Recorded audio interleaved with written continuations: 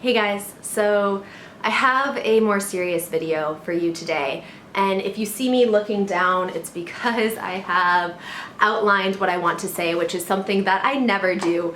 But I think that this video is important enough that I wanted to make sure I get all of the right points in it.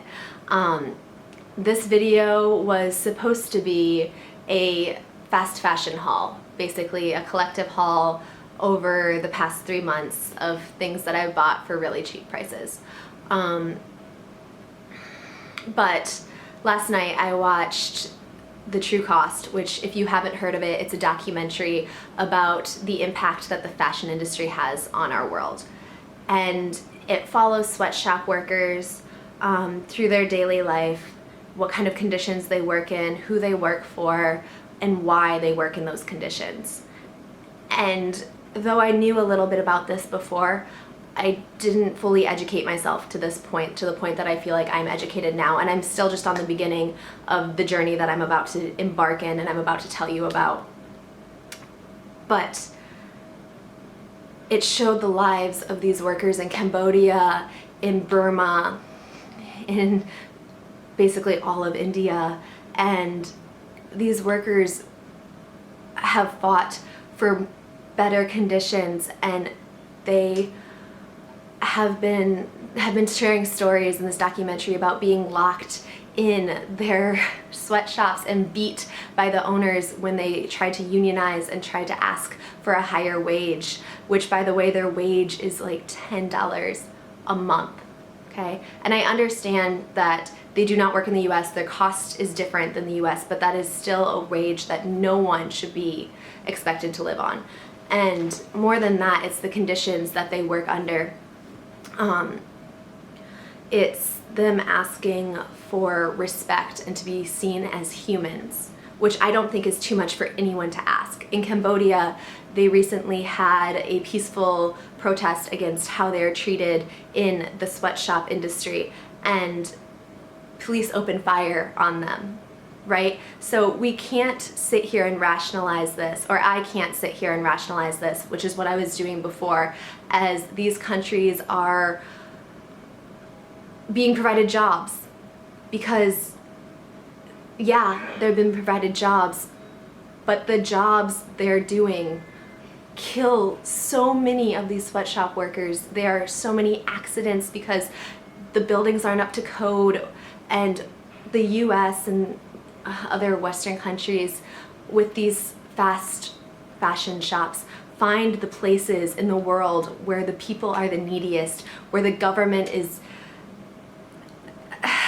looks the other way, right? And they do provide jobs, but the jobs are basically horrible, in horrible conditions, so we can get t-shirts for $4. So we can dress ourselves and have closets full of clothes that we don't wear, or that we wear once to a party or once to a bar and then set aside because it was a one-time occasion dress or one-time thing because it was $10, and it doesn't matter if it's not our style because it doesn't matter if we never wear it again. And not only this documentary showcased the amount of detrimental effect that the fashion industry has on the world as far as the environment goes. And this industry that I love is the second most detrimental industry to the environment after the oil industry. And I find this so disturbing because I feel the oil industry is in the forefront of everyone's mind as an industry that pollutes the world, right? We hear about oil spills and we see these beautiful sea creatures being covered in oil, but we don't think, or at least I didn't think, about the fashion industry in the same vein as I thought of oil companies. But this documentary showed the Ganji, it showed the kind of birth defects that people growing up in the places where there are a lot of sweatshops now suffer from. And there's a lot of correlation, and I know correlation is not causation, but there's a lot of correlation between the sweatshops in these communities and the exact kind of defects and illnesses that the people living there are dealing with. So there are people who aren't even benefiting from the jobs that the sweatshops are providing, who are having to deal with the harmful side effects of this industry. So I knew this was wrong before. I literally said this in the haul that I filmed last week to post on this Sunday.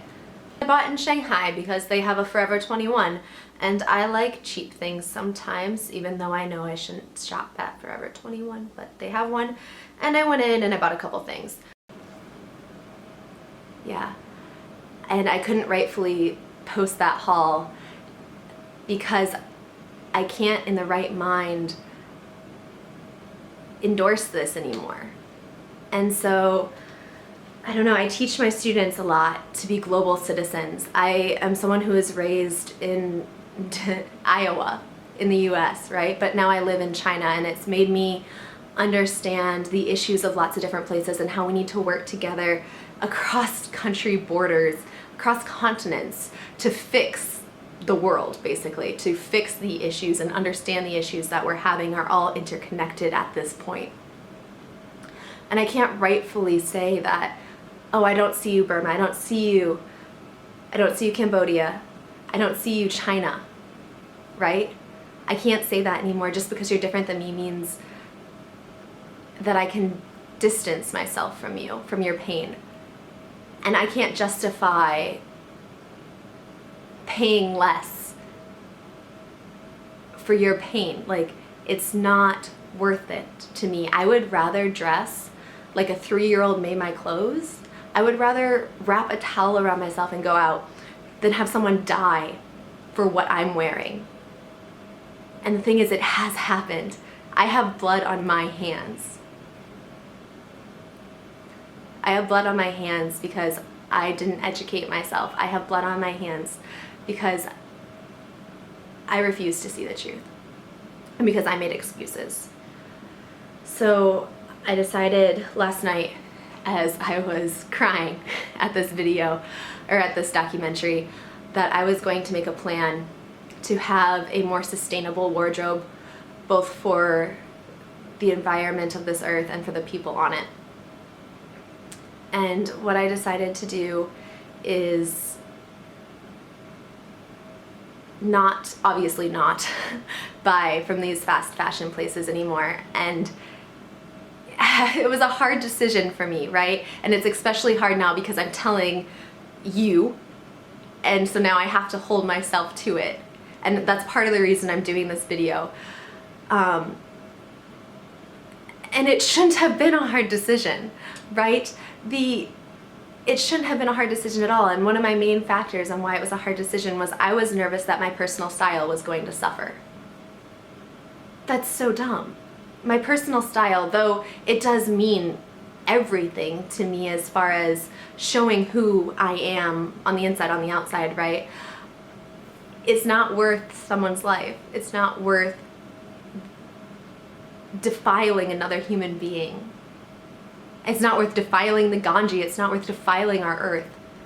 And here's my plan. Okay, here's my affordable plan for how I'm going to do this, because I'm a teacher in China. I don't make a lot of money. That was an excuse I made for a long time, but it's just not going to work anymore. So here's what I'm going to do, okay?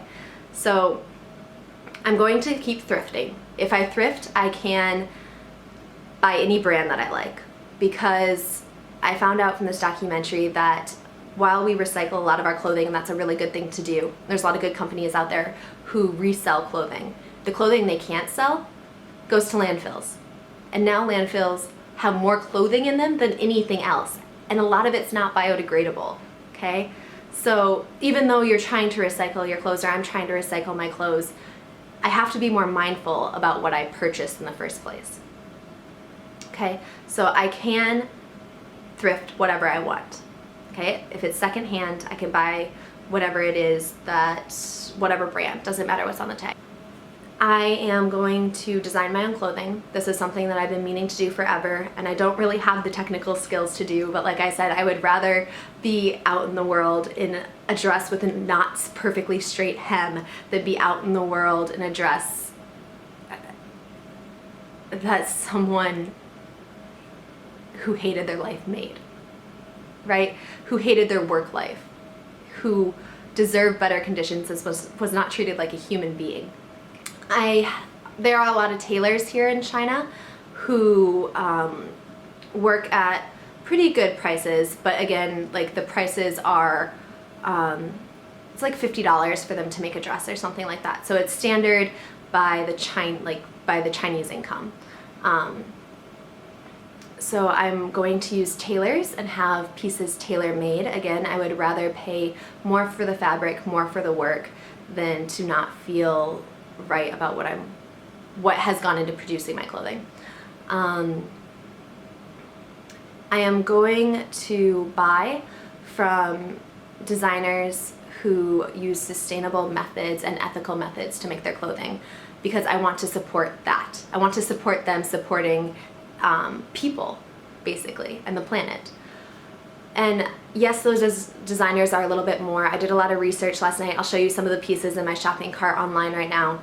It cost a little bit more, but I'd rather pay $40 for a t-shirt.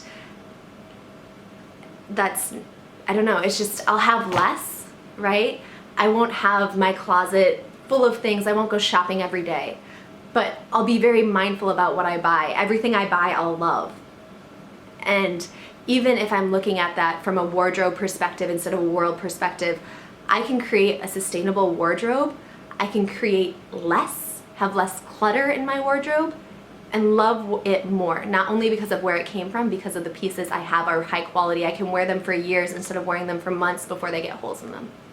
And I'll show you, like I said, some websites with lists of designers and lists of brands that produce clothing ethically and accessories.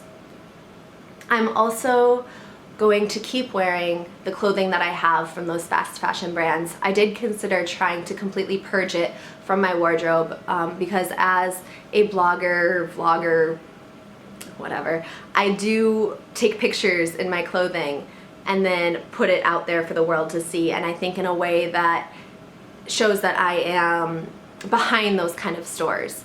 But after watching what happens to clothing that is not worn, that is not rebought, I can't consciously I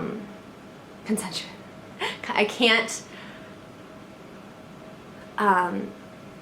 justify sending those clothes out into the world. So I'm going to keep wearing what I have and not waste that.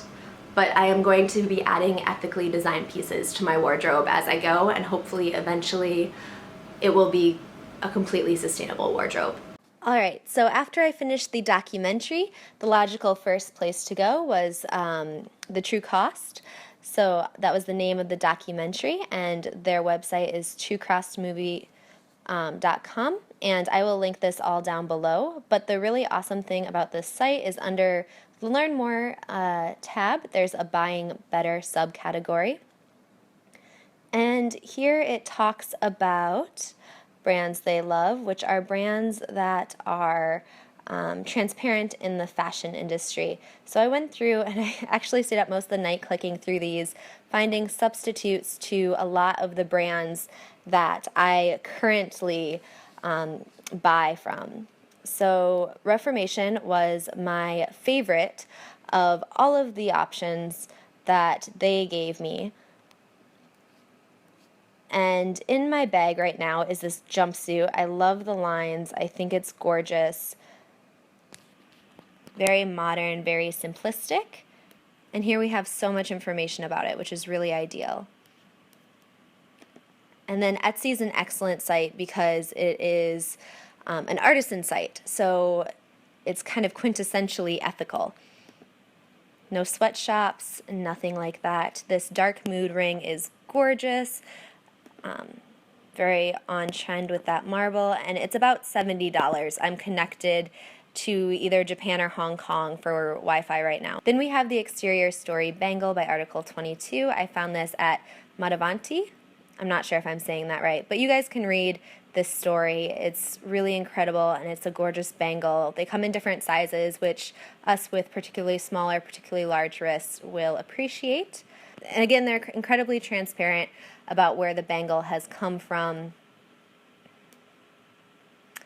And I think they look absolutely gorgeous stacked. So that is my sustainability plan and how I plan to create a more sustainable wardrobe. I would love to hear your guys' sustainability plan. Please leave it in the comments or tag me, Twitter, Sunray Ward, Instagram, ChokeMeg, and tell me a little bit about what inspires you to consume more ethically, and what issues you see in this industry, and how you plan to help provide solutions. I would love to get this discussion started. All right, I'll see you guys next week.